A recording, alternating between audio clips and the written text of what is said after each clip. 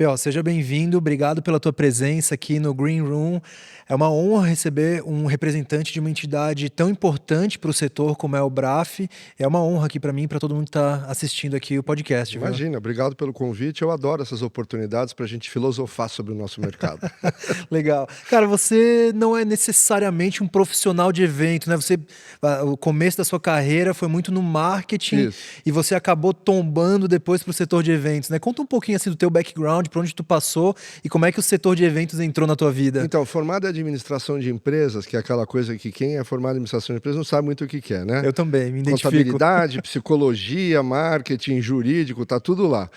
E aí me aproximei, gostei do marketing, aí falei, pô, eu queria trabalhar numa dessas escolas de marketing, né? Que tem a Nestlé, tem a Procter, e eu acabei na Unilever, onde eu fiquei 10 anos, eu fui Super gerente escola. de produto, trade marketing, essas coisas.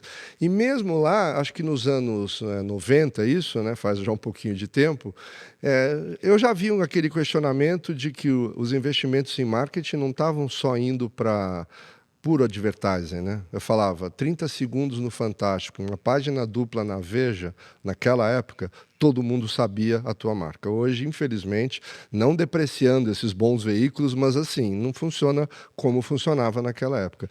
E já existia uma tendência, seja o trade marketing que estava começando naquela época, ou patrocínios, então sempre teve eu chamo de live marketing, né? O marketing ao vivo.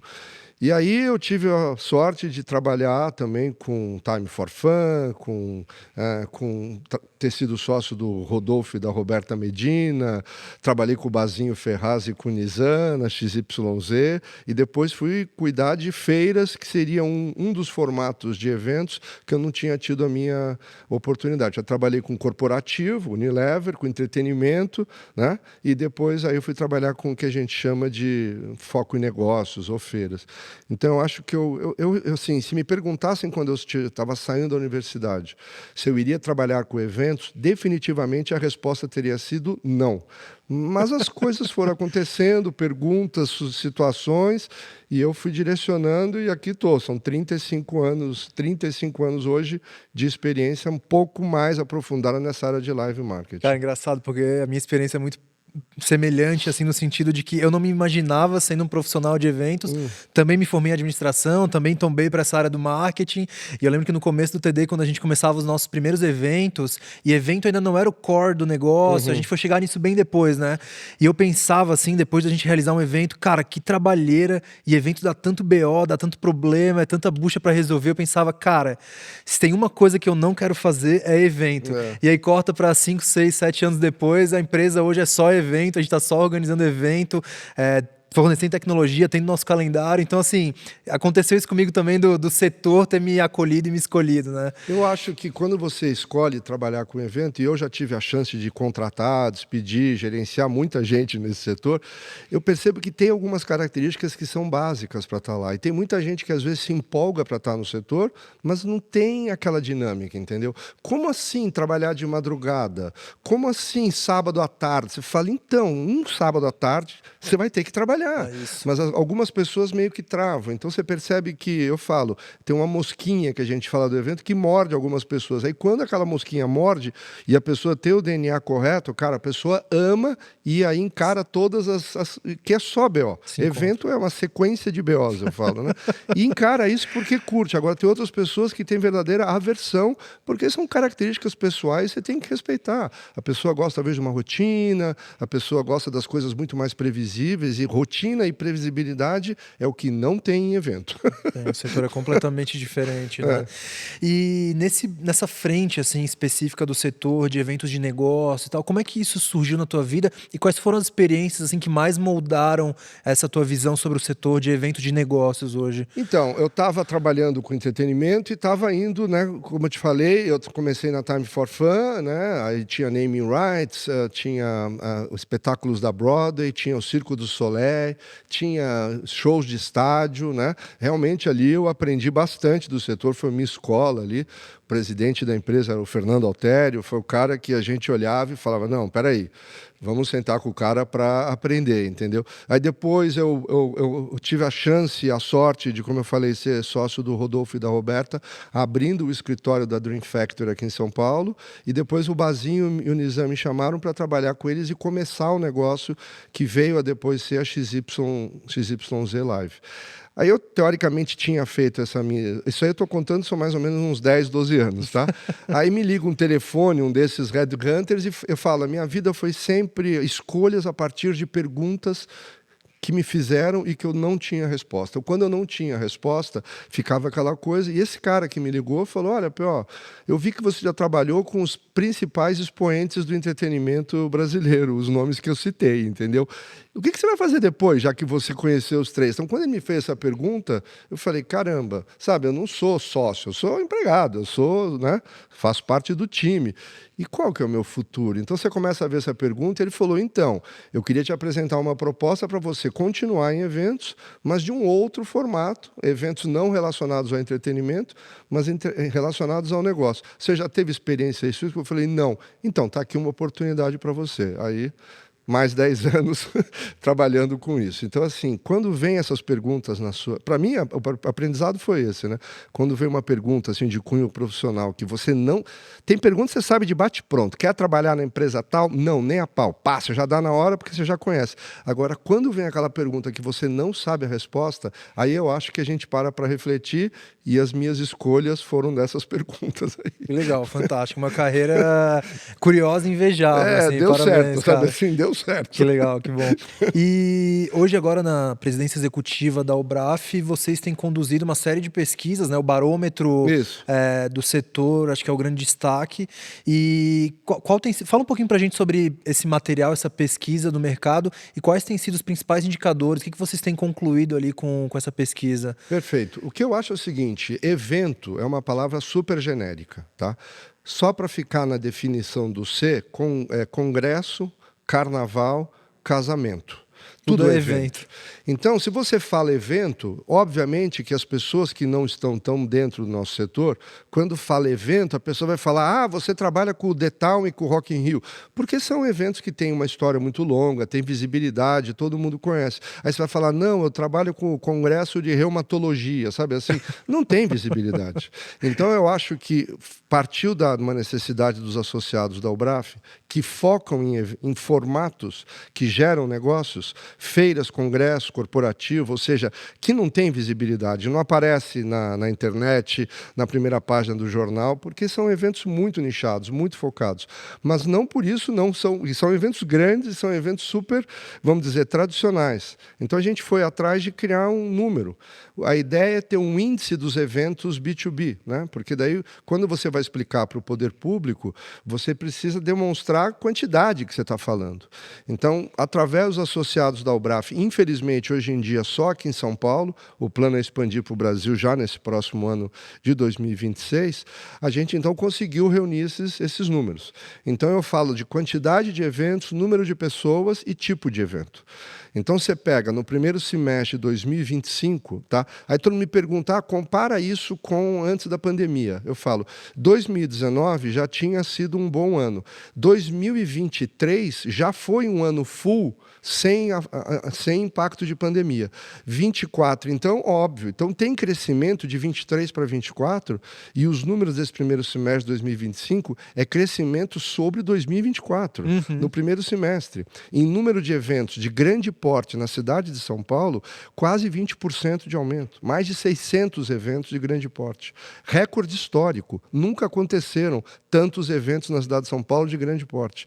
Número de pessoas que visitaram, participaram desses eventos, 3,2 milhões, 15% a mais que o primeiro semestre do ano passado. Muita gente. Então eu falo, não é que nós estamos demonstrando crescimento com antes da pandemia, nós estamos demonstrando crescimento depois da pandemia. Crescimento real. Então, assim, que ficou, a pandemia foi terrível, foi uma coisa que, tomara a Deus, nunca mais aconteça na vida da gente, mas se ficou uma lição para o setor de eventos, ou para a área de marketing como um todo, eu diria, é a valorização do presencial. Estava uma coisa tão automática, porque evento, cara, existe desde a época do Circo Máximo em Roma. Tá? Então, assim, não é que evoluiu, a dinâmica dos eventos é a mesma há 2000 anos, mas, assim, acho que a pandemia fez com que a gente falasse, caramba, mas se encontrar presencialmente, aquela comunidade específica, tal, então criou-se um valor intangível muito maior, e aí os números estão refletindo, a gente consegue agora, finalmente, refletir isso com números, né? Porque tem hora que você precisa, os números mostram, não adianta a gente falar, palavras bonitas ajudam, mas o número é a conscientização. A pessoa olha e fala, nossa, 20% de crescimento do primeiro semestre do ano passado para esse? Você fala, Um dos dados que me chamou a atenção no barômetro mostrou que as feiras setoriais representam 13% dos eventos, mas concentram 70% dos visitantes, né? O que explica esse protagonismo? Então, primeiro que o formato feira, né, porque ele reúne comunidades e comunidades vivem através de propósitos, né? Por exemplo, hoje eu fui num evento hoje de manhã da energia solar. Tudo bem, você é da comunidade da energia solar, tá? Então é bem amplo esse conceito de comunidade quando você fala disso. Então eu acho que os propósitos estão bem definidos e as pessoas se encaixam nesses propósitos muito bem, né? E isso faz com que você tenha eventos que tenham uma magnitude. Esse, por exemplo, de hoje, eu estou chutando. Nesses 3, 4 dias, aí vai juntar 50 mil pessoas. Tem bastante gente interessada em energia solar, né? Agora, quando você pega um corporativo, e os números que você falou, daí os eventos corporativos é o inverso. Porque você tem uma quantidade muito grande de evento corporativo, 70% desses 612 são eventos corporativos, mas só 15% das pessoas, porque daí é nicho. É uma convenção, é um congresso pequeno, é inversamente proporcional. Agora, as feiras, dentro do B2B, né? Se a gente comparar com o B2C, apanhamos de 10-0. Mas dentro do B2B são os que têm mais visibilidade, porque eles estão sempre atuando com comunidades, com assuntos, com propósitos bem definidos ou não, e isso faz com que atraia uma audiência presencial bacana. Então, acho que isso a gente conseguiu comprovar. A gente tinha isso, vamos dizer, intuitivamente, mas não tinha com números. Agora tem. Esse tipo de relatório é importante para a gente poder defender o setor frente às instituições públicas. O setor ainda carece muito de debate com o poder público, né? Qual que é o status atual dessa relação do setor com o poder público? Como tu acha que a gente pode brigar mais com o Então, eu governo? lembro de uma cena da pandemia, que durante a pandemia, eu e um parceiro meu, que infelizmente não está mais aqui entre nós, nos deixou, que era o Fernando Lumertz, nós criamos um conceito que chamou-se Expo Retomada, que foi o primeiro evento a acontecer aqui na cidade de São Paulo com alvará oficial, depois de longos 19 meses sem a cidade emitir um alvará. E aí eu me lembro que eu conversando com o secretário municipal de saúde, com as pessoas não era tipo Anvisa, não lembro o nome agora, mas tipo Anvisa da cidade de São Paulo, tal. E aí eu ia, você tem que convencer essas pessoas. Então a gente tinha uma lista assim de 20 protocolos que a gente ia fazer, fluxo direcionado, máscaras, óbvio, mas assim um negócio que você ia no metrô, que estava funcionando a galera, mas não tinha. Não tinha. Mas o evento tinha uma todo... E você parecia que você estava lançando um foguete para a Lua, entendeu? As pessoas vinham com perguntas e com situações que eu falava, nossa, mas... Então, assim, eu acho que o formato em si, ele precisou passar por essa prova dos 9, entendeu? Então, depois que ele passou dessa prova dos 9, como eu te falei, agora tem não só uma aceitação, mas como uma valorização maior do que a gente pode fazer. E você pensa que evento, eu falei do C, né? Congresso, casamento e carnaval, né? A dinâmica do evento é planejamento, é antecipação, é legislação, são pessoas envolvidas, é investimento, é risco, entendeu? Então, as coisas são muito semelhantes. Então, eu acho que o que ficou, por exemplo, aqui na cidade de São Paulo, como resultado disso, criou-se uma lei de tipologia de eventos. São 78 tipos de eventos descritos numa lei. Aí todo mundo fala, mas o que adianta uma lei dessa? Eu falo, para o cidadão comum, absolutamente nada. Mas para o poder público, cria-se uma linguagem. Olha, eu estou aqui falando dos eventos de número 13, 14 e 15. Aí eles vão entender o que você está falando. Porque, invariavelmente, quando eu ia e tive muitas oportunidades de conversar com o poder público, existe uma defasagem muito grande do conhecimento do poder público em relação aos formatos de eventos. E aí eles entram como cidadãos normais. normal, tá? Cidadãos comuns, que todo mundo conhece a visibilidade do Rock in Rio e do Detal, e o Congresso de Reumatologia, que eu usei aqui o exemplo, ninguém nunca ouviu falar. Então, assim, e aí ele se transforma em cidadão e reflete o que é o mercado. Só que na postura pública, ele realmente precisaria entender, porque é um setor econômico que, se você juntar aí a parte do turismo mundialmente, nós estamos falando em 8 a 9, talvez 10% do PIB global, o turismo de eventos e turismo como um todo. Então, é uma roda econômica muito grande, tem muita gente trabalhando nesse setor e tem muitas empresas totalmente dedicadas a estarem nesse setor. Só que, em alguns casos, invisíveis, né? Porque a gente sabe o que é o Rock in Rio e o que é o Detal, mas você sabe o nome da empresa que organiza? O nome da empresa não é importante, não é visível, mas os produtos são visíveis. Então, também pagamos um pouco esse preço, que os nossos produtos têm mais visibilidade que as nossas empresas. Pagamos mesmo. E Não eu é? vejo isso aqui na TD, porque eu sempre me apresento. Pô, sou o Edu da TD. De onde? A gente organiza o CMO Summit. Pronto. Ah, pô, já fui Pronto, várias já conheceu. vezes. Isso aí é chave, né? Tradicional do setor. Tem que fazer o cartãozinho assim, CMO Summit. CMO Summit, eu já tô começando a Power apresentar. by TD. É isso. E, P.O., mas e hoje quais são os maiores entraves regulatórios e burocráticos para o nosso setor? Se tu pudesse ter uma conversa, um papo direto com o poder público, assim, resolver um ou dois entraves regulatórios, quais seriam? Cara, o primeiro é subir um Himalaia que chama-se CLT. A CLT é pensada do ponto de vista de uma empresa tradicional. A CLT não é pensada do ponto de vista de prestação de serviço, como eu te falei, não linear, atemporal, entendeu? Então, assim, pô, a gente já vê assim, pô, mas vocês têm todo mundo CLT? Você fala, não é todo mundo CLT, tem gente temporário aqui. Ah, mas o tempo... Então, assim, eu percebo que existe um distanciamento muito grande da legislação trabalhista do mundo como ele é. Então, precisaria... Eu falo que é um Everest, porque tem que ter 2/3 do Senado Federal te apoiando por uma evolução da consolidação das leis do trabalho, que eu acho, na minha opinião, sou eu que acho, tá? Mas tem 70 anos que esse negócio está aí, hein? Poderia ter tido uma evoluçãozinha já, né? Nós estamos com a cabeça um pouco retrógrada pensando nisso, sem falar, né, em formatos híbridos, sem falar em formatos multinacionais, gente que trabalha fora do país, então tá lá, mas lá respeita que lei, a lei de lá ou a lei daqui. Então, assim, eu acho que esse seria o primeiro, né, do ponto de vista... Perfeito. De políticas públicas, né? E eu acho que falta daí também um marco regulatório no setor, entendeu? Porque existem muitas coisas que a gente pode ver, por exemplo, vou dar um outro exemplo bem fácil das pessoas entenderem. O AMB, o distrito AMB hoje aqui em São Paulo, um dos principais centros de realização de eventos na cidade de São Paulo, foi inaugurado em 1970, tá? E o metrô da cidade de São Paulo veio depois disso. Só que não existe uma conexão, até hoje, 60 anos depois quase, do metrô com um local desse.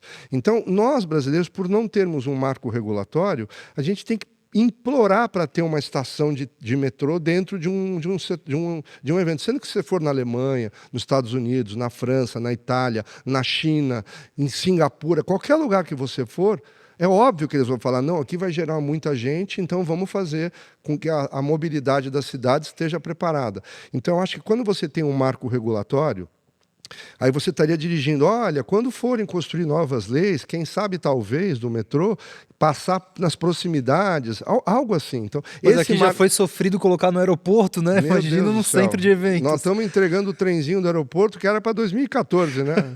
Vai chegar a Copa de 2026 e não está pronto ainda, mas vamos lá. Prometeram aí que vai ficar pronto, acho que vai, né? Mas assim, então se você tem um marco regulatório, entendeu? Acho que daí as pessoas que vão planejar a infraestrutura, elas vão pelo menos consultar esse marco regulatório e entender. Acho que daí as cidades tem algumas cidades no Brasil, você vê, o Rio de Janeiro está se posicionando como uma cidade de B2C, né?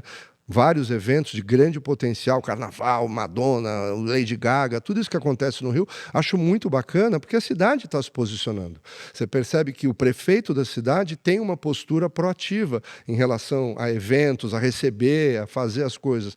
Eu acho que outras cidades no Brasil poderiam também, ou não somente B2C, como B2B. Né? Você pode ter um lugar, eu imagino um lugar como Foz do Iguaçu, por exemplo, que tem uma atratividade natural, você criar um tema de uma convenção convenção ou de um evento corporativo e levar para lá, tem tudo a ver, porque já tem uma infraestrutura, e aí você tem after ou before, né, como a gente fala, antes ou depois do evento, você tem a possibilidade de levar as pessoas num lugar legal, fazer alguma viagem, alguma coisa turística. Então, acho que daí as cidades começariam a se planejar, entendeu? Os investimentos começariam a ser desenvolvidos a partir desse marco regulatório. E aí você teria, obviamente, uma flexibilização, uma conscientização das leis de trabalho para entender que sim, existe trabalho intermitente, sim, existe trabalho de noite, sim, existe trabalho de madrugada. Se o evento começa na segunda-feira, as pessoas acham que vai montar quando? Né? O evento vai ser montado no final de semana. De madrugada no Mas domingo. isso não quer dizer que os empregadores são escravagistas e as pessoas que estão lá são escravos, que pela lei do CLT seria isso, né? Se for mulher, então, que 2 fins de semana por ano, no domingo não pode nem entrar, se pegar lá, o dono do evento sai de algemas, né? Porque é uma lei antiquada, é uma lei que não entendeu a dinâmica que o setor evoluiu. Só que, de novo, é 2/3 do Senado que precisariam concordar com o que este aqui que vos fala critica, mas assim, é uma coisa difícil. Eu vejo outros países mais maduros em relação ao setor de eventos. A gente podia fazer esse benchmark, né? A Alemanha, mesmo com toda a pressão de custos que tem lá, é um país que a gente deveria olhar com carinho, entendeu? Porque é uma referência global no setor de eventos, tem um marco regulatório, tem investimentos do setor público para gerar os eventos. Eu conheço muitas pessoas que têm no setor X já foram participar de um evento na Alemanha. É muito comum isso, o principal evento daquele setor acontecer na Alemanha. E a gente sabe que isso não acontece por mágica, né? Obviamente que não. Ainda mais alemão. Planejamento é tudo pensado, tudo estruturado e tudo com planos de trabalho para médio e longo prazo. E aqui no Brasil, eu acho que a gente ainda não tem essa visão de médio e longo prazo para o setor. Ainda estamos vivendo de grandes eventos que foram atraídos, um ou outro, tal. Um pouco de festa, eu vejo assim, sabe? Uma confusão entre eventos e festa. Porque a festa acontece, acabou, tchau, vai embora. O evento não, o evento está aqui e está todo dia acontecendo se você tiver uma infraestrutura e uma dinâmica pensando nisso. A gente teve um princípio de aproximação do poder público com o setor de eventos com o programa do PERSE, que foi uma boa iniciativa. Foi uma excelente iniciativa. Foi uma excelente iniciativa que veio para mitigar os danos que o setor sofreu aí durante o período da pandemia, mas que não acabou como a gente esperava, imaginava, né? Qual que é a tua opinião? Assim, foi uma boa aproximação? Foi uma boa primeira política de incentivo ao setor? Foi a e primeira o que aconteceu? vez, tá? Foi a primeira vez que se viu. Eu estou no setor, mas tem gente que com certeza está bem mais tempo que eu, e falou que foi a primeira vez que você vê uma política pública para o setor de eventos aqui no Brasil, que os eventos foram vistos como aglomeração. Então a gente era o diabo, né? Ou seja, não podia acontecer, e eu acho que não podia acontecer mesmo, porque foi terrível a pandemia, ok.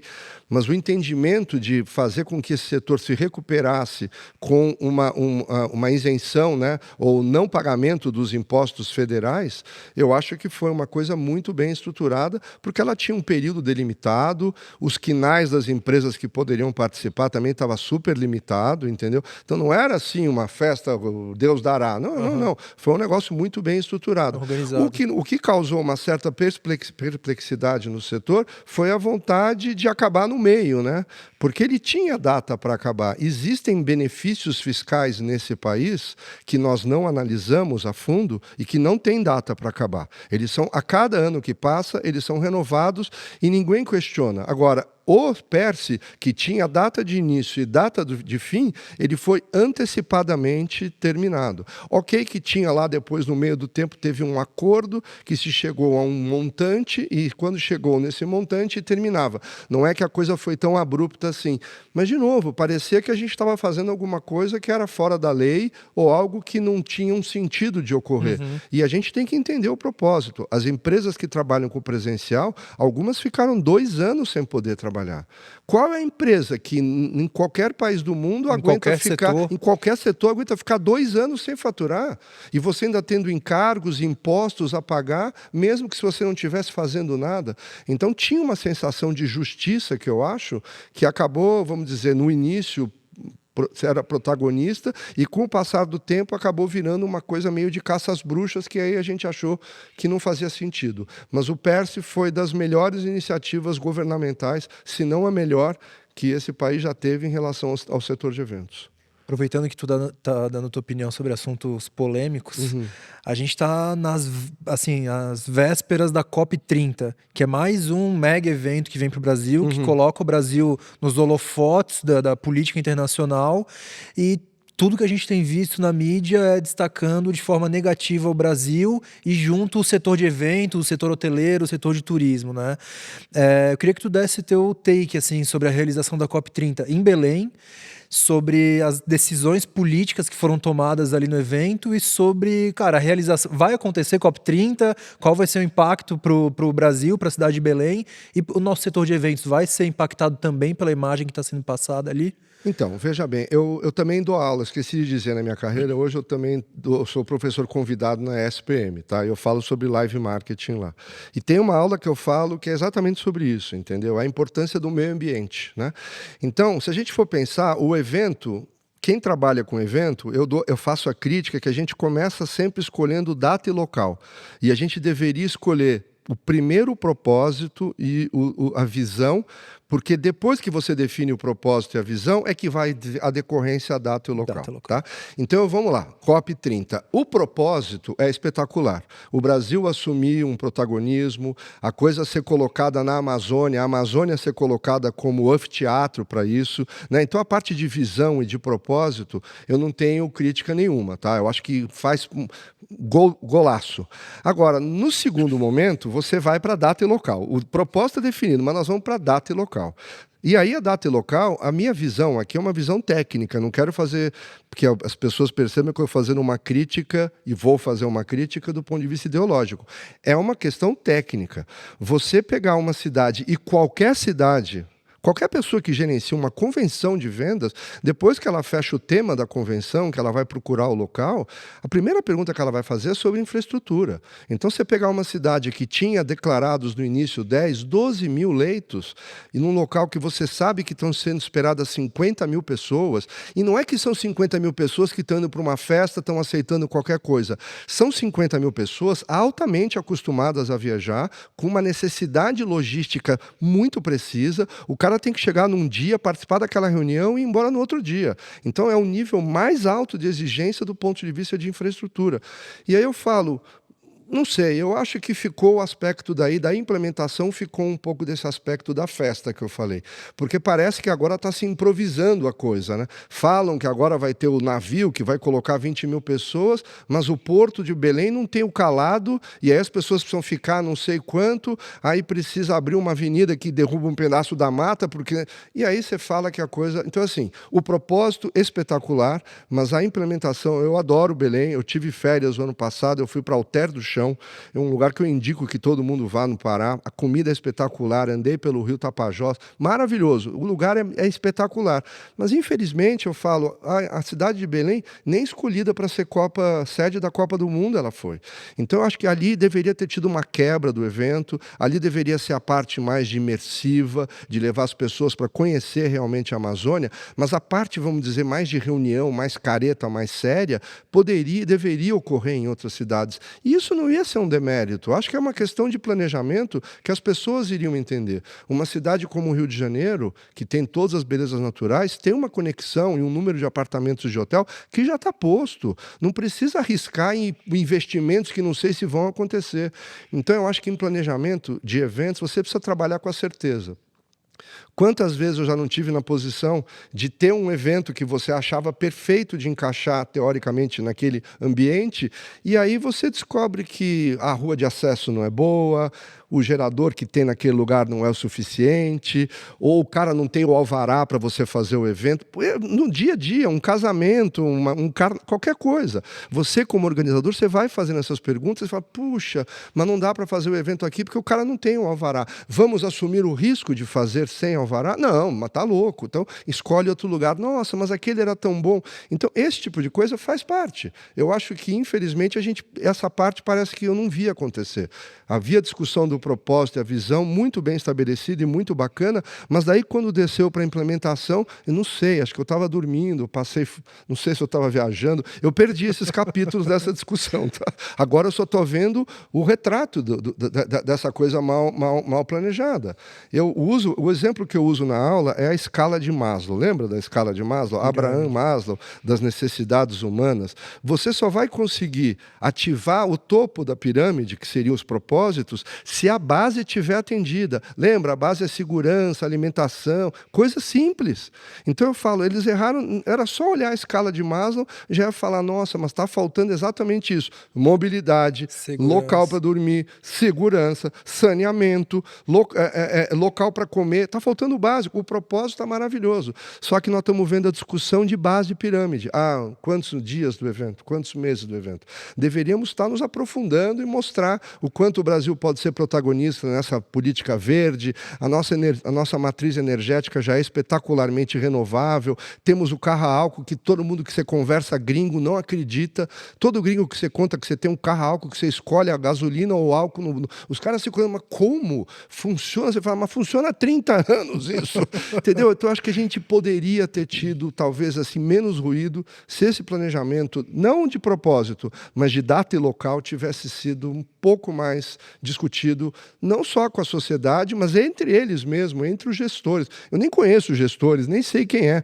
Posso estar fazendo uma crítica até infundada do ponto de vista deles, mas eu acho que faltou essa discussão, porque se contasse com o apoio das associações... Eu, por exemplo, sou a associação que cuida dos eventos B2B. Lá dentro tem eventos B2B. A gente poderia ter sido consultado, a gente com certeza, com o maior prazer, estaria dado a nossa opinião, sem custo, porque a associação é .org.br, nós somos sem fins lucrativos, então a gente daria uma visão técnica da coisa.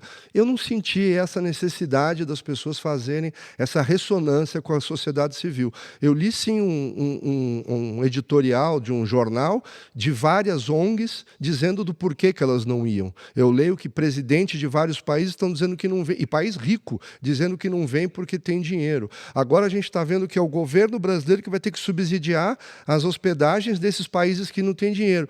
Aí você fala, meu Deus do céu, é assim, depois que a água, o copo virou, você tem que pegar pano mesmo, né? Porque vai fazer o quê? A água já virou, pega pano para enxugar agora, né?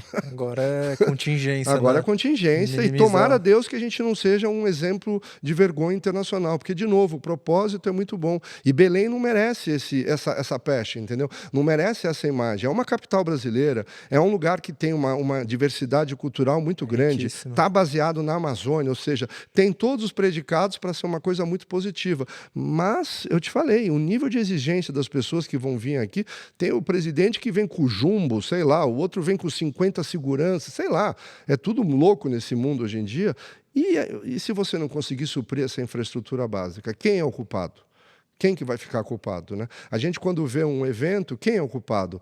Se cai um stand numa feira, é o expositor, é o montador do stand, é o local. Quem desses três? Os três estão envolvidos, né? Alguns têm mais ou menos culpa do que o outro. Mas a água vai para todo mundo. Vai para todo mundo, entendeu? Então, assim, eu não queria que o Brasil, nesse momento e com esse propósito espetacular, tivesse nessas discussões, porque se a gente tivesse feito um planejamento de execução, não de propósito, muito mais detalhado, tenho certeza que a gente não estaria enxugando água.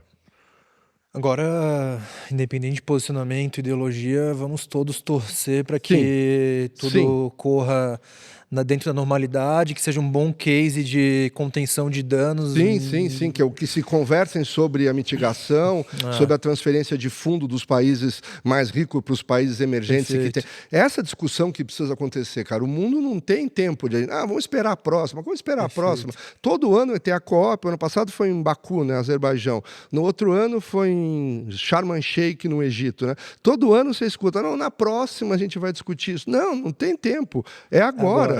Só que daí nós estamos, de repente, criando ruídos desnecessários que provavelmente a gente vai escutar no final. Será na próxima discussão. Na próxima vez a gente acerta. Na próxima a gente faz essa discussão. Já que hoje aqui teve esses ruidinhos, vamos fazer na próxima. Na próxima a gente se planeja. Ô, P.O., e aproveitando esse gancho assim, da relação do setor de eventos com o poder público, o que nós, aqui na posição, aqui eu falo como produtor de eventos e como fornecedor do mercado, e nós também, locais de eventos, como nós deveríamos nos portar, o que nós podemos fazer para incentivar esse debate com o poder público e conquistar essa aproximação com o Eu poder. acho que tem uma outra lição da pandemia que eu também percebi, que é o associativismo se forçou aqui no Brasil, tá? Então, assim, não é porque você tem concorrentes que você não deve conversar com eles. Eu acho que o exemplo da Ubraf foi exatamente isso. Ela mudou o seu estatuto, ela ampliou o seu número de associados, exatamente porque eu acho que as associações são caixa de reverberação dessas conversas.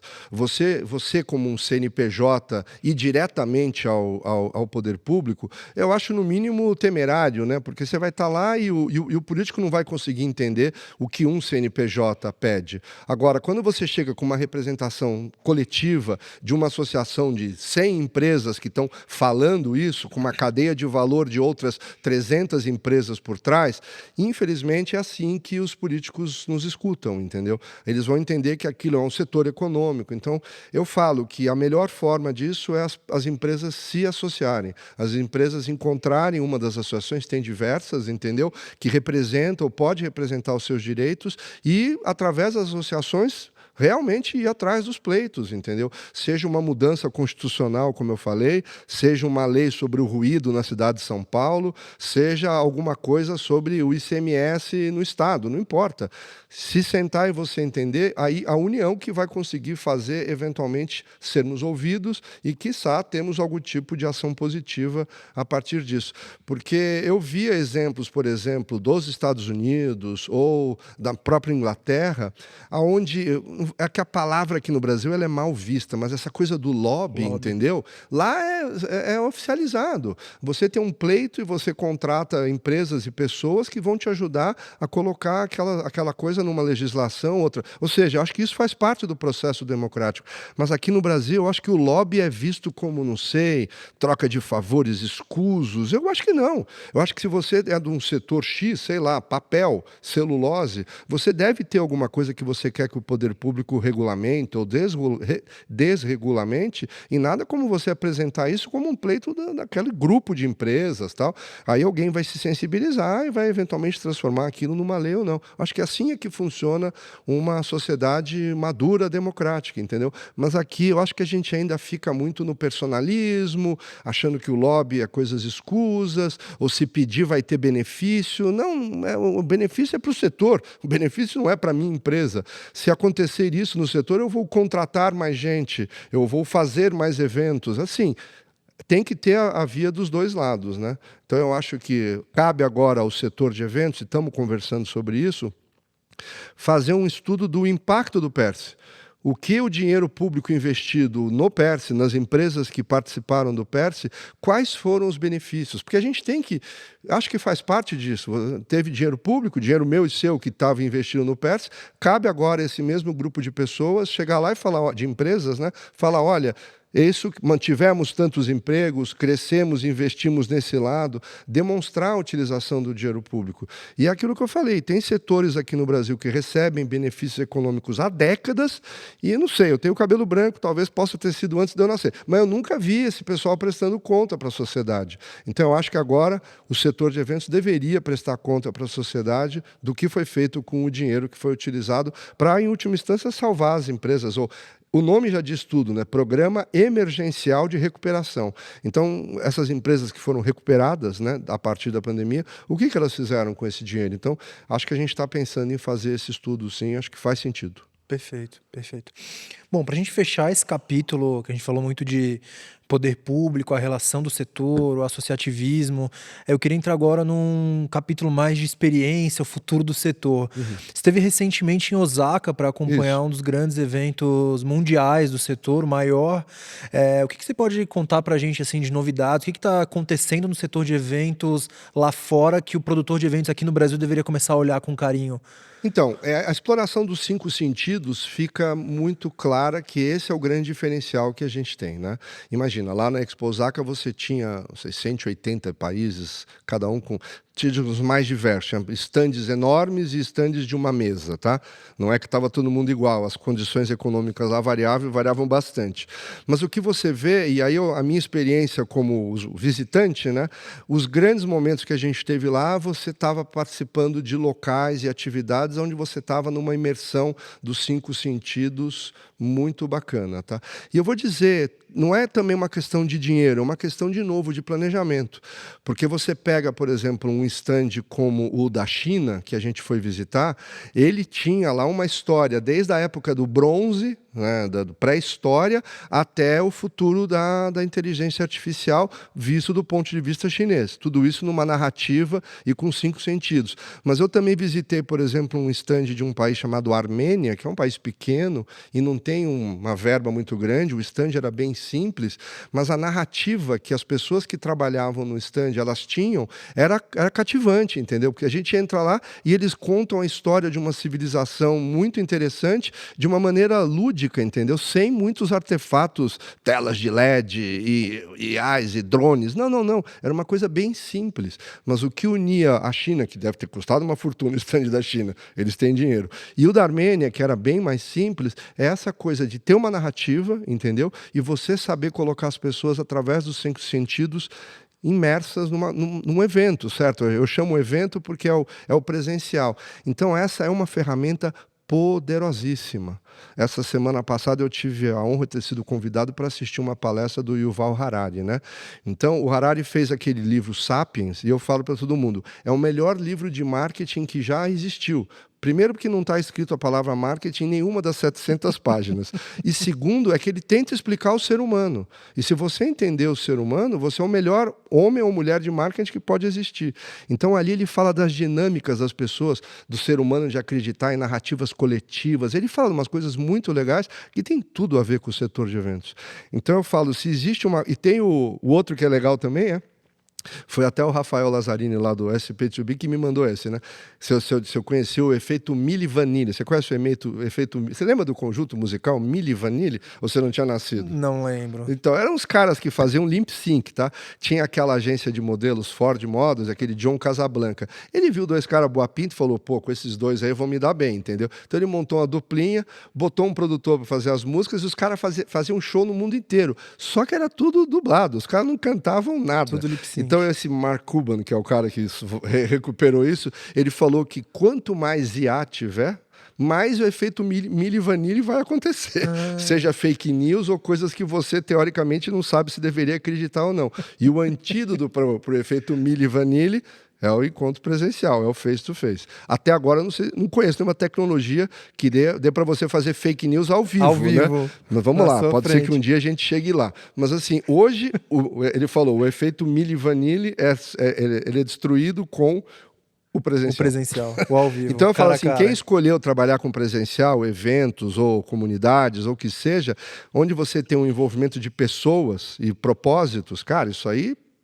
Nem com próximas 20 pandemias isso acaba, e nem se a gente tiver... Eu li outro dia também, tem 10 mil data centers no mundo. Pô, nem com 100 mil data centers os eventos vão deixar de existir. Faz parte do DNA humano, entendeu? Com certeza. Por que a gente vive numa cidade como São Paulo? Eu sempre pergunto isso, né? Porque se a gente fosse de outro DNA, a gente ia querer morar cada um no seu sítio, plantando o seu milho e tomando o seu leite.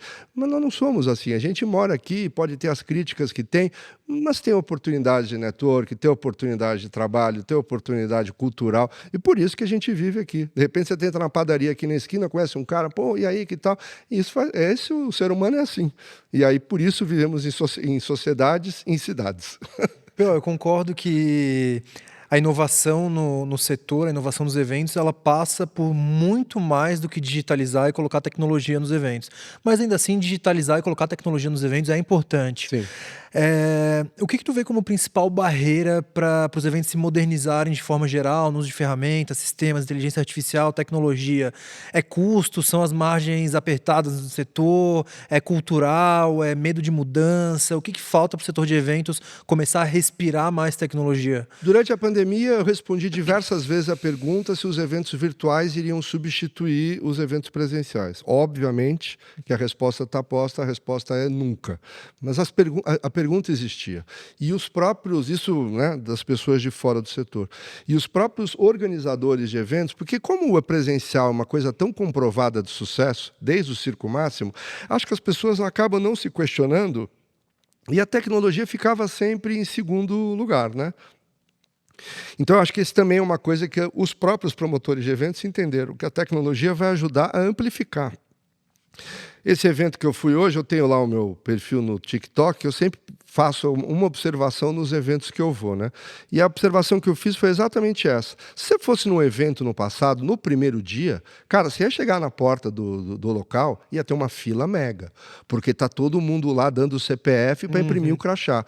Mas num evento desse que tinha, sei lá, 5, 6 mil pessoas previstas para acontecer hoje, você via a área do credenciamento, não tinha muita gente, tinha pouca gente, porque a maioria estava entrando com o seu QR Code no celular e assim vai. A tecnologia mudou esse comportamento de você chegar no evento, aquela fila monstro para pegar o crachá. Agora, se você não tem acesso à internet, não tem o celular, temos um problema. Mas, posto isso que você tem, essas coisas vão facilitar.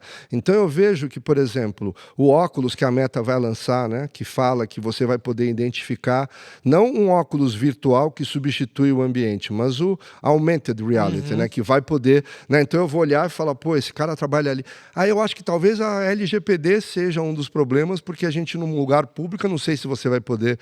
Você vai ter que dar o consentimento para dizer. Eu lembro que antigamente tinha um feature no LinkedIn, nem sei se tem mais, mas você entrava num lugar e você apertava lá um botãozinho, na hora você via todo mundo que já... aparecia ali todas as pessoas do LinkedIn que estavam naquela sala e você podia se conectar ou não. Então, eu acho que a legislação, e aí você entra para a inteligência artificial também, então eu acho que esse tipo de coisa pode ser um empecilho para que a tecnologia seja realmente super utilizada pelo setor de eventos, entendeu? Hoje, por exemplo, eu vejo que tem hotéis de extremo luxo, né, que vendem exatamente isso, a desconexão. Então, quando você chega no hotel, o gerente fala, dá aqui o telefone, eu vou te devolver no dia que você sair. Então, você acaba vendo que a tecnologia, não sei, é o cigarro da vez, certo? Né? Porque o cigarro todo mundo fumava, hoje você fumar é lá na rua. É lá na rua. Vira a esquina e fuma lá. Então, será que a tecnologia vai virar o cigarro e a gente vai ter medo? Não, imagina, vai lá fora, tal. Então, assim, eu acho que esses desafios não são só do setor de eventos, mas da sociedade como um todo, né? Mas, independentemente, eu ainda, por exemplo, não vi um grande aplicativo de matchmaking, tá? Porque você vai lá e você põe os seus atributos, né? O que você quer fazer, e ele faz o match a partir de comandos que você fez, tá? É isso. Eu não sou técnico, mas é como funcionam todos. Cara, eu acho que isso aí poderia evoluir, né? Porque se você já tem uma comunidade e, sei lá, ele pode ler os meus posts, ele pode entender o meu currículo e ele mesmo sugerir, independente de eu ter colocado que eu quero falar com alguém de tecnologia, porque daí todo mundo de tecnologia vai querer falar com você. Uma vez eu participei de um evento e era assim, eram fornecedores crachá azul e amarelo eram os patrocinadores. Cara, os patrocinadores falaram, não pode isso, porque você me colocou... Cara, cada vez que eu entro num lugar, as pessoas vêm atrás de mim, então fica... Você colocou um adesivo na minha testa, né? Então, assim, acho que essa coisa poderia ser automática, né? Acho que existe tecnologia suficiente para que, pô, você poderia sentar e conversar com aquele cara. Ou já agendei uma reunião, é assustador até, né? Já agendei uma reunião com ele para vocês se conhecerem, porque vocês têm tudo a ver. Então, eu acho que a parte de legislação e de próprio entendimento dos promotores de eventos com a tecnologia são duas coisas aí que não estão bem equalizadas. Aí vamos ter que trabalhar. Que legal. Vamos ter que trabalhar em cima delas. Precisa do governo legislar e a gente mesmo precisa perder o medo de tecnologia, né? Acho que, né? Eu, por exemplo, eu nunca tive a sorte e o dinheiro para ir ao Fórum de Davos, né? Que eu falo que, pô, Fórum de Davos, em termos de networking, acho que é insuperável. Não é que você vai falar com os caras da Microsoft, você vai falar com o Bill Gates. Não é que você vai falar com os caras do ChatGPT, você vai falar com o Sam Altman. É outro nível a coisa. Custa 30 mil euros para você entrar lá. Eu não estou nessa fase ainda, não estou conseguindo ir. Mas eu comprei o produto virtual deles. Janeiro, eu estava lá em casa, estava mais tranquilo o negócio. Eu participei do Fórum de Davos virtualmente. Custou muito menos do que os 30 mil dólares que custa. Sabe, essa é a dinâmica. Muito Você vai poder, se você tiver um propósito bom e um bom posicionamento, cara, você vai poder passar essa mensagem para o mundo todo. Aí você define um modelo econômico, a tecnologia está aí. Eu adorei participar do Fórum Mundial, mesmo remoto. Depois eles me mandaram uns resumos muito bacanas, eu defini quais as sessões que eu queria. Nossa, uns PDFs que eu recebi com os resumos. Realmente o Fórum faz um trabalho híbrido, que eu diria, de cobrar uma fortuna para você ir lá para Davos e fazer um trabalho que eu acho que é exemplar, tá? Eu, pelo menos, a minha experiência como visitante. Muito adorei. Bom. Adorei. Guardadas as devidas proporções, a gente fez isso no CMO Summit também, a galera pirou. Então, curadoria, Todas as sessões que você não conseguiu assistir, você entrava no aplicativo do CMO Summit, resumia com IA, e a IA entregava o resumo, assim. Perfeito, a experiência. Então, eu acho que isso, né, você ter que encontrar o palestrante no final, dar o cartão, me manda aí a sua PPT. Cara, isso é o passado. Hoje você já está lá dentro, você já tem formas de você não só ter acesso a esse conteúdo, sem você ter nada nas mãos, a não ser o seu celular, e depois as conexões que isso pode gerar. E eu falo, esse é o preceito de uma comunidade. A partir de uma reunião que a gente pode ter num evento, pode surgir uma comunidade de um outro assunto específico. E assim vai. Então, eu acho que a tecnologia, cara, é isso que precisa. O matchmaking, eu diria que é uma das coisas que eu gostaria de ver uma boa implementação de matchmaking. Ainda não vi. Vi essas que são, né, indexadas, vamos dizer assim. Indexada, beleza. Mas assim, eu queria ver uma que não indexasse, que fosse propositiva. Natural, propositiva. Aí tem um voto. Legal. Vou colocar no roadmap da turma aqui. Cara, você não foi para Davos, mas você é um cara que já visitou eventos aí em mais de 170 países. Conta pra gente, assim, você acredita que o Brasil tem chance, o mercado de feiras e eventos de negócio do Brasil tem chance, ou tem potencial de competir com os grandes polos, competir com a Alemanha, Estados Unidos, China? O diferencial vai ser o investimento público e a percepção pública, mas em termos de produto, de qualidade e de execução, cara, aqui é top 5 no mundo, certeza. A infraestrutura, toda essa parte, a gente talvez tenha algumas críticas a fazer. Mas eu não vejo... Aliás, eu estou trabalhando com a UF, que seria uma UBRAF global, tá? Eu estou trabalhando com eles que eu vejo que o Brasil está subdimensionado do ponto de vista de representatividade internacional. Só para dar um exemplo. O critério de classificação dessa associação, que é uma associação que tem 100 anos, a UBRAF tem 40, essa tem 100 anos. E a classificação dele para eventos e negócio, eles só podem acontecer em venues indoor, acima de 5 mil metros, que são as grandes feiras. Aí a pergunta que eu fiz para eles, e o agronegócio? O agronegócio, então, não está nesse radar. Então, todos esses números que vocês estão vendo no Brasil, esquece todas as mega feiras do agronegócio que estão aqui. Porque não encaixa Porque o critério deles é indoor. Eu falo, vamos mudar esse critério. E tem outros países que toparam essa mudança. Estados Unidos, Argentina, tem muitos eventos outdoor. E o critério deles, mesmo depois de 100 anos de associação, está lá fechadão no indoor. Bom, o critério correto, mas você não pode não esquecer de botar na sua conta um evento como a AgriShow em Ribeirão Preto, por exemplo, né? Que é o principal evento do agronegócio que acontece. Você não vai colocar esse evento no radar. Você vai discutir com um político, se ele perguntar para você, esse número aí inclui o agronegócio? Se eu falar não, o político levanta e vai embora. Você concorda? Ele encerra a reunião e fala com o meu assistente aí. É verdade. Então, esse tipo de coisa que a gente precisa saber trabalhar. Você falou bastante sobre o setor de feiras e eventos de negócios, mas essa barreira entre o que é entretenimento e entre o que é negócio, ela existe, mas ela já começou a se mixar, assim, né? Os eventos de negócio já têm investido mais em entretenimento, já têm puxado muitas referências do mercado de entretenimento, tem esse movimento de festivalização como você colocou, né? Você acha que isso é uma tendência que vai durar, assim, nos próximos anos? Qual que é a tua visão? Eu acho que é o seguinte, para você ser relevante para uma comunidade, você não pode não utilizar os 5 sentidos, tá? Então, você ir num evento que não tem catering, ir num evento que não tem música, ir num evento que não tem algo que você possa ver visualmente, você está deixando de aproveitar o que o ser humano tem de ferramentas para você.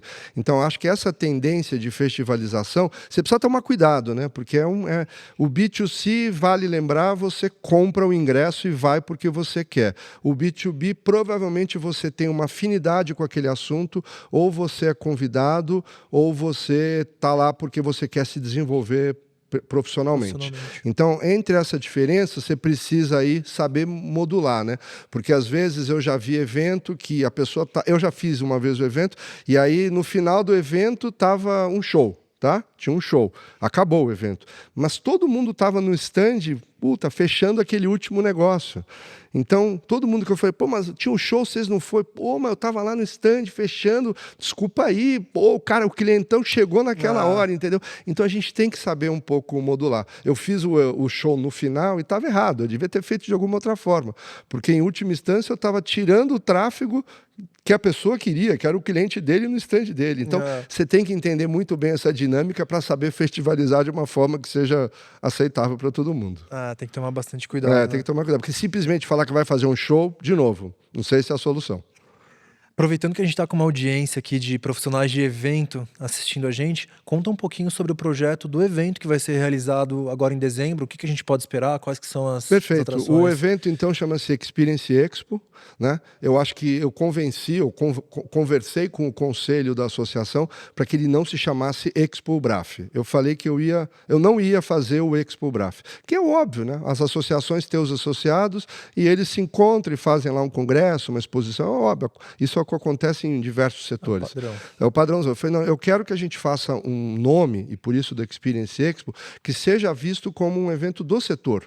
Talvez a gente, nesse começo, a Albraf tenha um protagonismo, porque o avião tem que decolar. Nenhum avião decola sem motor, certo? Então, agora eu estou sendo o motor do avião, mas depois que o avião decola, o piloto retira ali, eu empuxo ali, porque todo aquele esforço para decolar, no final é outro. Então, eu acho que a gente quer transformar esse evento num evento do setor de eventos, por isso a sazonalidade dele acontecer no final do ano, porque daí a gente sabe que o calendário de eventos já está um pouco mais reduzido, né? As pessoas já estão se preparando para o final de ano, festas e férias e que seja, então ele é dia 8 e 9 de dezembro. Né? Ele é um evento que se propõe a ser itinerante, o ano passado ele foi no Distrito AMB, inaugurando o Distrito AMB, e esse ano a gente está no Expo Center Norte. Provavelmente nos próximos anos estaremos em outras venues, em outros recintos, e ele é tão simples quanto a cadeia de valor são os expositores, e quem organiza ou quer se aproximar do setor de eventos são os visitantes. Eu fiz uma alteração já da última edição, tinha um é um Confexpo, conferência e exposição, os dois, Confexpo. E a conferência era paga o ano passado. E aí eu senti que também esse era um distrato, porque se a pessoa paga, aí ela vai querer assistir todas as palestras e não visitava o estande. Então agora eu vou fazer de um jeito que elas vão acontecer. E estavam em locais distintos. Então você ia numa sala, para você voltar fisicamente ao local de exposição, era 50 metros, mas a pessoa estava lá dentro e não saía. Então, na hora da dinâmica, na hora da gente pensar o evento, então vai acontecer no mesmo local, vai ter a conferência e a exposição, e a conferência é de graça, e eu falei, ela vai ser linear. Porque eu também fiz temas que eram paralelos entre si, e a pessoa tinha que escolher, pô, tem esse tema que é muito legal e esse outro, e na mesma hora, como é que eu faço? Então eu resolvi fazer linear, ou seja, se você pode ou não assistir linear, você vai poder se encaixar de acordo com o seu desejo, do seu interesse no assunto, e gratuita no mesmo espaço físico que a exposição. Então, essa segunda edição, essas foram mudanças que a gente fez. A gente espera ter entre 80 e 90 expositores e um público de 3.500, 3.800 pessoas. O evento no dia 8 acontece, uma segunda-feira, acontece só na parte da tarde, porque ele antecede a noite do Prêmio Caio, que é o Oscar do setor, que acontece no mesmo local à noite. É um evento separado, mas a gente acha que tem sinergia com o público. E no dia 9, que é a terça-feira, das 10 da manhã às 8, é quando acontecem os stands estarem abertos e a conferência está acontecendo. A gente já tem uma série de palestrantes e temas confirmados. A gente está trabalhando para chegar na marca de 80, tive 65 no ano passado, então acredito ser possível, entendeu? E é isso, esse é um evento que tem que ser visto pelo setor de eventos como o evento que representa o setor e não o evento da UBRAF, né? Na última edição eu já tive 11 associações, de alguma forma, apoiando o evento. E não precisa ter o protagonismo, eu estando lá, ou seja, o protagonismo tem que ser de todas as associações. Essa é a mensagem que a gente quer passar para o setor e, pelo que a gente viu no ano passado, ele já começou de uma maneira bem legal, entendeu? Óbvio que teve críticas, como eu te falei, desse formato, que todo evento você tem que escutar as críticas, porque os benefícios sempre vêm aí, mas as críticas é que te dão um aprendizado. Então a gente soube escutar e mudar vamos dizer, a implementação do evento e vamos torcer para que no futuro ele seja visto pelo setor como a referência para que as pessoas possam se reunir. E nessa época de final de ano também ajuda um pouco, porque é meio que o congraçamento, final do ano, então todo mundo já fez tudo o projeto que tinha que fazer, então o calendário do setor dá uma esfriada. Isso, o assim. último evento assim grande que a gente tem notícia é o Comic Con, que termina no dia 7, que é o domingo, e a gente vendo o calendário de todas as venues aqui de São Paulo, os eventos ali já dá uma diminuída, porque é aquela semana que é o almoço da firma, o amigo secreto, né? A gente sabe como é a dinâmica. Então a gente acha que ali, se as pessoas se interessarem, Center Norte, dia 8 e 9 de dezembro, é gratuito o evento. Para as credenciais é só acessar o a site. A gente está lançando o site essa semana, para a semana que vem já está o credenciamento aberto. É só se credenciar, ir lá, aparecer, encontrar as pessoas, conhecer novos fornecedores e escutar pessoas que vão falar. Eu vou ter palestrantes internacionais. Eu acredito muito que um dos diferenciais, você falou em inovação, a sustentabilidade também é uma das inovações que o setor precisa mostrar. Então, todos os eventos são sustentáveis, todos os stands são sustentáveis. A gente está diminuindo o tempo de montagem para mostrar que a eficiência pode estar presente. É um drama do setor. Esse é um drama do setor e a gente, de novo, quer mostrar na boa, mostrando, falando, olha, em vez de dias, nós estamos montando esses stands em horas, porque todo mundo, menos trabalho, a Venue pode vender o dia para outro evento, entendeu? Menos tempo, tudo fica mais eficiente. Então, a ideia é que o evento faça uma câmara de ressonância para essas coisas. E os dois grandes desafios é isso, é a sustentabilidade e a digitalização. Então, a gente espera eu espero ter um setor de tecnologia, conto com vocês lá, entendeu? Lá. Porque a gente precisa demonstrar o que tem de tecnologia aí. Infelizmente, não é de conhecimento geral de todo mundo. Então, às vezes, as empresas também nem sabem como falar com o organizador de evento e ele nem sabe que ele poderia usar aquele sistema, que seja, ou aquela tecnologia. Então, acho que esses momentos assim não planejados que eu falo é fundamental para o desenvolvimento do setor. Legal, perfeito. Parabéns pela iniciativa. Tem muita gente trabalhando. Para todo mundo, né? Eu só estou aqui contando história. Mas você é o porta-voz. Eu sou o porta-voz. Tem gente pra caramba trabalhando. Legal, parabéns para todos vocês, estaremos lá com certeza. Boa. Aproveita esse espaço também, Pel, por gentileza, e comenta um pouquinho mais sobre o trabalho da UBRAF em relação a quais são os objetivos estratégicos, aonde vocês têm atuado, que tipo de encontro vocês têm promovido, para quem não está tão próximo da associação, assim, conhecer um pouquinho mais. Então, a UBRAF, ela, como eu falei, tem 40 anos, União Brasileira de Feiras e Eventos com Foco em Negócio, já é uma evolução do seu propósito inicial. Ela se propõe a ser a única associação que representa, vamos dizer, esse setor, esse segmento específico. Eventos com foco em negócio, eu incluo feiras, eu incluo congressos e corporativos, convenções de vendas, né? Eventos que, infelizmente, não têm a visibilidade dos B2C, mas são mais de 100 associados hoje. A gente está presente em 18 estados do Brasil, né? E tem uma série de atividades. Por exemplo, esse ano a gente foi fazer uma visita técnica para Exposaca. Em fevereiro, agora, a gente vai para Düsseldorf, na Alemanha, onde tem a Euroshop, um evento que acontece a cada 3 anos do varejo, mas ele tem uma pegada também, porque muitas das tecnologias que estão presentes no varejo, reconhecimento facial, blá, blá, blá, são utilizadas pelo evento. Então tem uma sinergia, Total. Tem um setor de eventos lá desse evento, a gente vai fazer ali uma visita técnica. Eu estou planejando o ano que vem fazer uma visita técnica, uma missão comercial de sourcing para a China, tá? Para a gente olhar a tecnologia na China. E entre as maiores venues do mundo, entre as 10 maiores, hoje 5 estão na China. Então, e essas venues surgiram nos últimos 5 anos. Então, é levar os gestores de venues, de recintos, para conhecer a parte, vamos dizer, operacional dessas venues, mega venues na China, de 500 mil metros quadrados, 5 vezes o tamanho do AMB. Então, é um negócio assim, descomunal, que eu acho que pode servir de benchmark. E a gente também está agora, esse ano que passou, esse agora e o próximo, a gente fez uma parceria com a SPM e a gente está desenvolvendo cursos.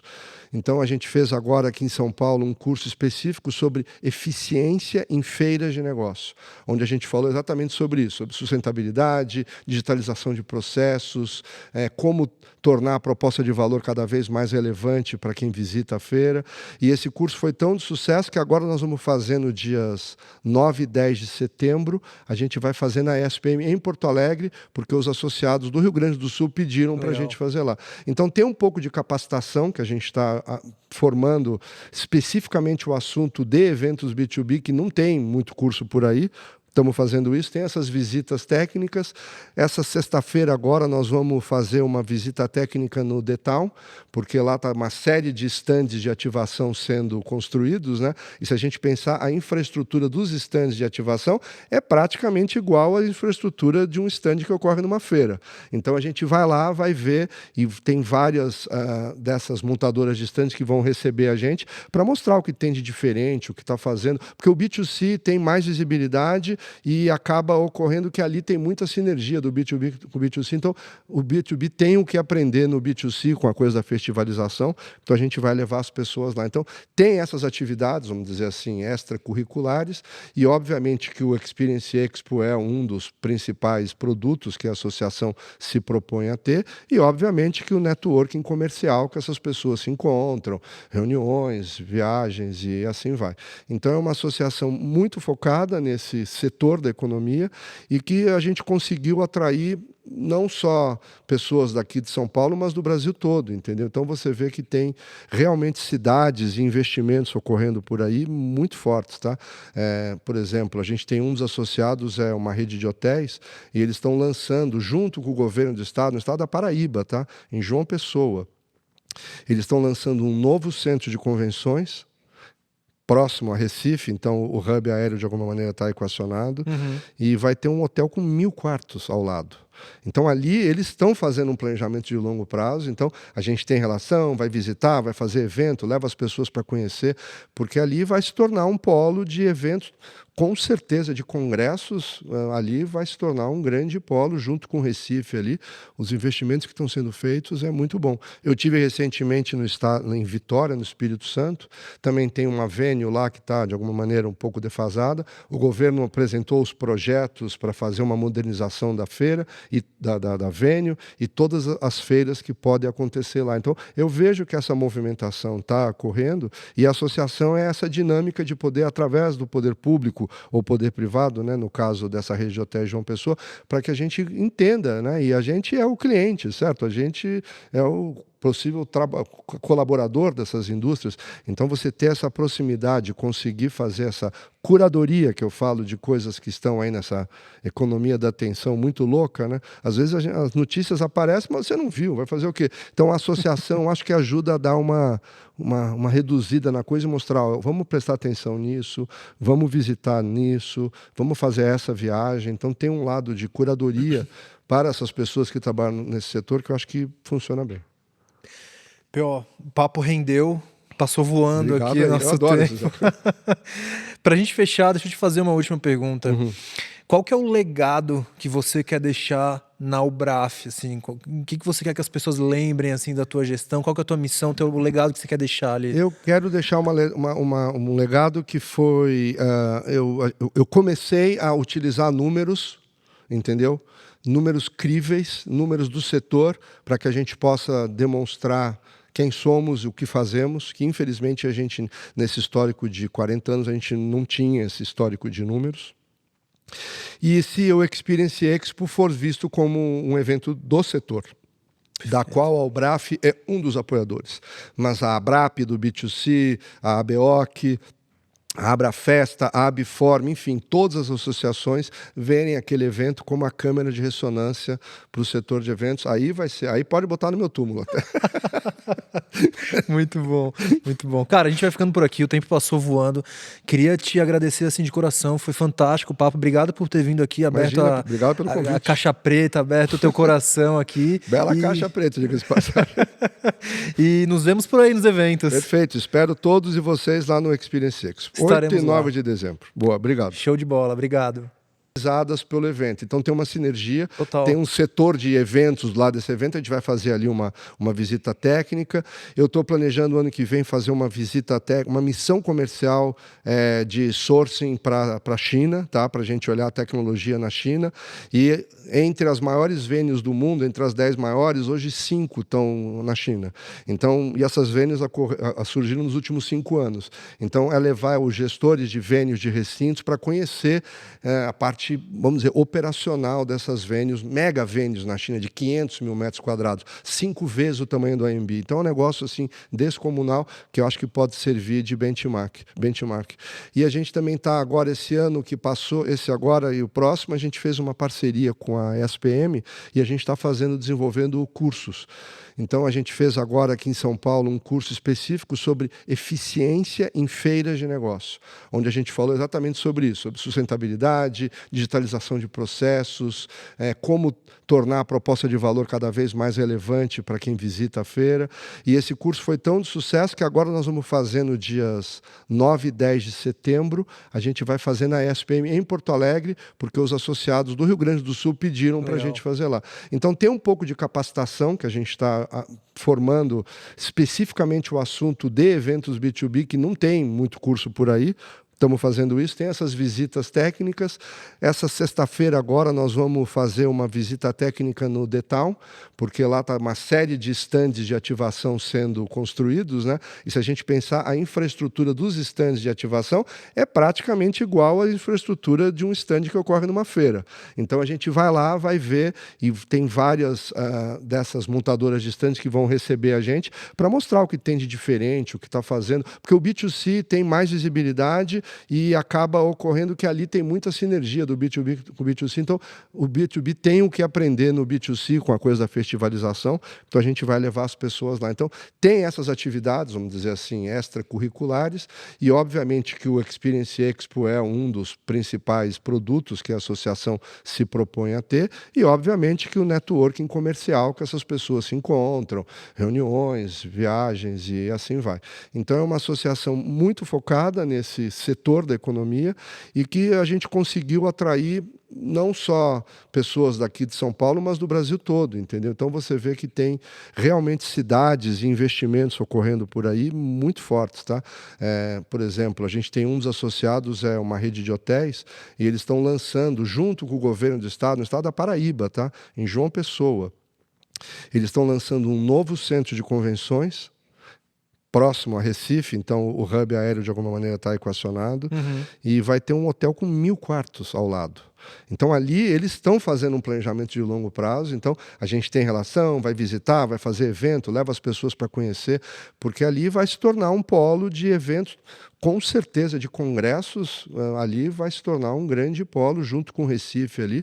Os investimentos que estão sendo feitos é muito bom. Eu tive recentemente em Vitória, no Espírito Santo, também tem uma venue lá que está de alguma maneira um pouco defasada. O governo apresentou os projetos para fazer uma modernização da feira e da venue e todas as feiras que podem acontecer lá. Então, eu vejo que essa movimentação está ocorrendo e a associação é essa dinâmica de poder, através do poder público ou poder privado, né, no caso dessa rede de hotéis João Pessoa, para que a gente entenda, né, e a gente é o cliente, certo? A gente é o possível colaborador dessas indústrias. Então, você ter essa proximidade, conseguir fazer essa curadoria, que eu falo de coisas que estão aí nessa economia da atenção muito louca, né? Às vezes as notícias aparecem, mas você não viu, vai fazer o quê? Então, a associação acho que ajuda a dar uma reduzida na coisa e mostrar, ó, vamos prestar atenção nisso, vamos visitar nisso, vamos fazer essa viagem. Então, tem um lado de curadoria para essas pessoas que trabalham nesse setor que eu acho que funciona bem.